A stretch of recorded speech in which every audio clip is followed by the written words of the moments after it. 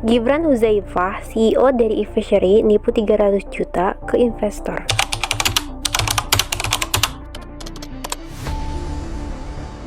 eFishery PT Ltd adalah perusahaan startup yang dibentuk pada tahun 2013 di bidang aquaculture dengan Gibran Huzaifah sebagai CEO. Dengan visi menciptakan ekosistem aquaculture yang berkelanjutan dan mendukung ketahanan pangan, eFishery mengembangkan teknologi yang mudah digunakan, terutama bagi petani berusia lanjut. eFishery perusahaan startup yang berhasil mendapatkan juara 1 Get in the Ring Internasional pada 22 November 2014. Berawal dari semangat mengikuti kursus budidaya ikan, seorang pemuda terinspirasi untuk menyewa kolam sendiri.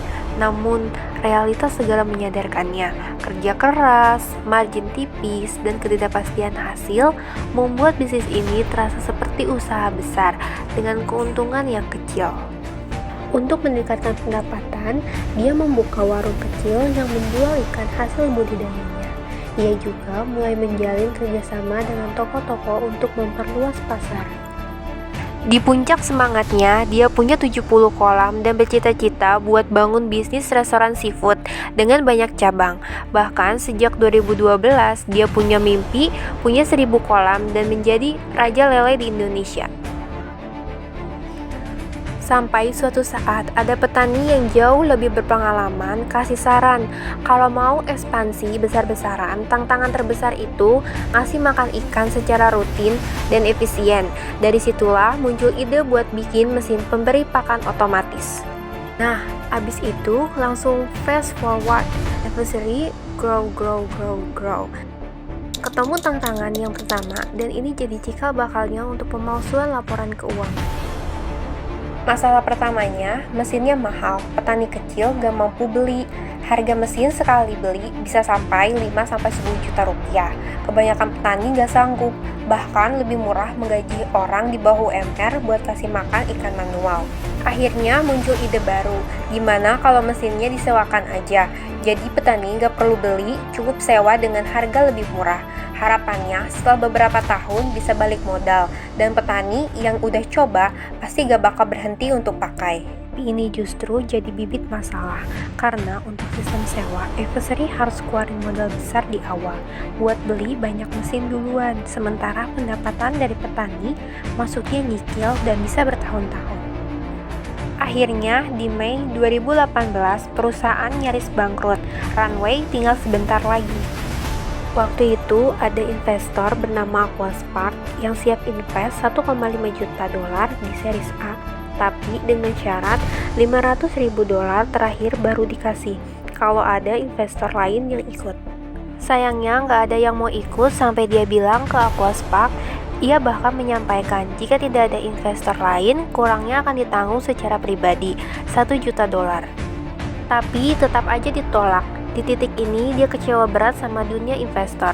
Katanya mau bantu startup, tapi kenyataannya gak ada yang berani ambil resiko. Dia akhirnya kumpul bareng para founder startup lain, brainstorming gimana caranya menarik investor. Mereka sadar investor suka angka, suka grow, suka mimpi yang besar. Padahal di Desember 2017, saldo rekening eFishery cuma 8.000 dolar.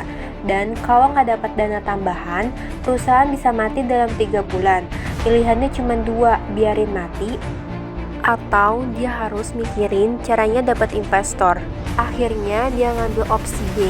Cara narik investor adalah menggelembungkan laporan keuangan dengan bikin pendapatan-pendapatan palsu, biar kelihatan company-nya tuh keren dan investor masuk. Modus operandi pemalsuan laporan keuangan. Jadi, ada 3 cara sampai dia dapetin investor. Modus pertamanya, dia ngajak para petani untuk pindahin catatan penjualan dan hasil budidayanya ke sistem eFishery. Sebagai imbalan, petani dikasih fee 2-3%. Padahal transaksi itu bukan milik eFishery, cuma numpang lewat. Tapi di mata investor, itu terlihat kayak revenue eFishery naik drastis.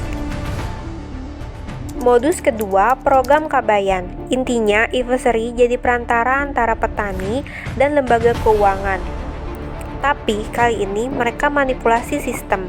Investori sendiri yang kasih pinjaman langsung ke petani tanpa proses validasi yang ketat.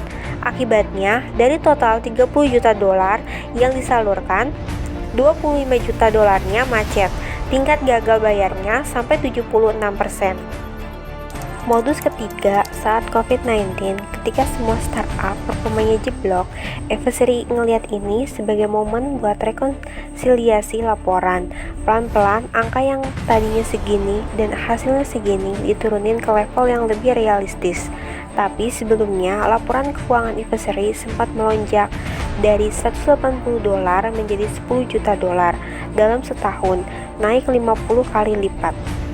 Dari kasus ini, ada 7 pelajaran penting. Pertama, integritas adalah kunci. Kebohongan dalam laporan keuangan akan terungkap pada akhirnya. Yang kedua, due diligence. Investor harus melakukan pemeriksaan menyeluruh sebelum berinvestasi. Yang ketiga, transparansi dalam setiap kesepakatan, mengurangi risiko penyelewengan informasi. Yang keempat, pengawasan berkelanjutan. Bahkan saat bisnis berjalan baik, pengawasan tetap diperlukan. Yang kelima, etika dalam bisnis. Tujuan baik tidak membenarkan cara yang salah. Yang keenam, budaya.